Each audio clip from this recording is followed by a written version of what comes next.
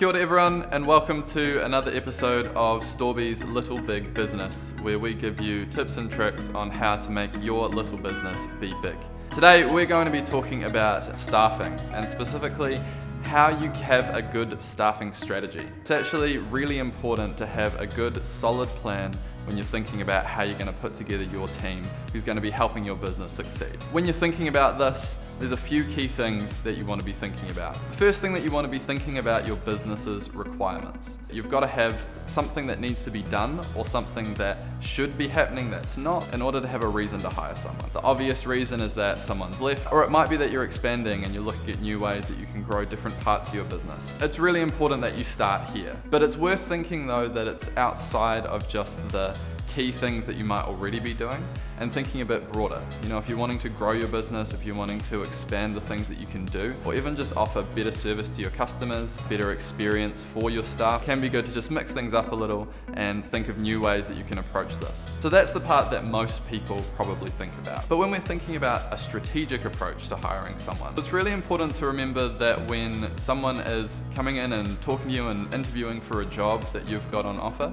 they're actually interviewing you for whether they want to work for your business as well. Obviously with that, it's really important that you hit on those basic things that people care about, you know, making sure that the pay is going to line up with what they expect, having tea and coffee available, having flexible working hours, anything like that that's expected for the sort of job that you've got on offer. You want to be thinking a little bit further than that. You know, when people are deciding between jobs, there's that baseline expectation.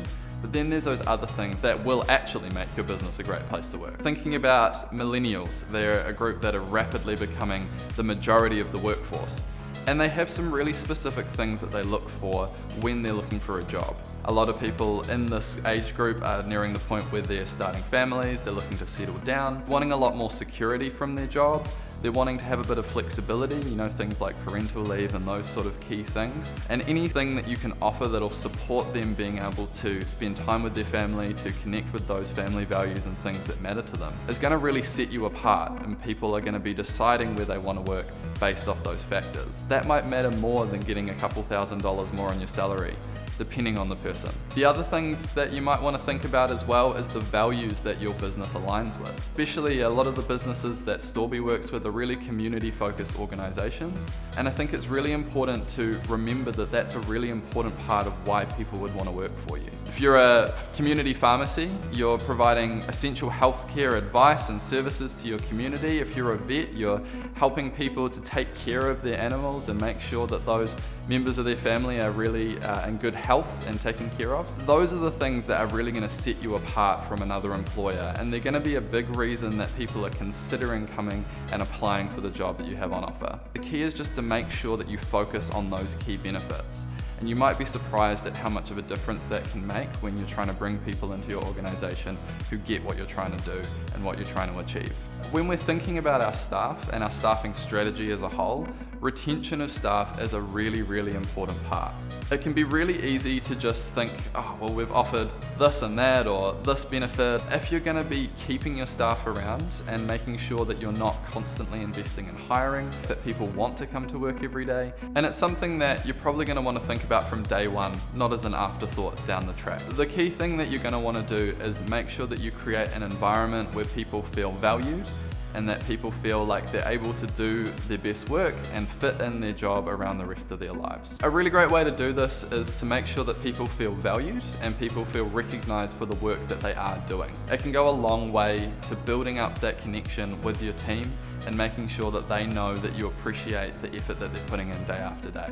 The other side of the coin is making sure that people have space to have a life outside of work. A lot of the time it can get really intense, particularly if you're working in these sort of environments like a pharmacy or a vet clinic. This is an essential service. You're out there on the front lines, you're engaging with people and providing that healthcare and that essential service to the community. It can be hard sometimes to draw that line between personal life and work life. But that's a really important thing, and anything that you can do to allow people that space, anything you can do on that front is going to make a massive difference to whether your staff feel like it's a good place to work. That's our 3 key points when you're thinking about putting together your staffing strategy. That hopefully has given you some things to think about when you're going into this process, when you're writing those job ads, when you're thinking about your business, how you want to grow, and who you want to be a part of that. As always, like, subscribe, make sure that you stay in touch with what we're doing, and check us out at Storby.com if you want to get onto our mailing list and get all sorts of content like this sent straight to you.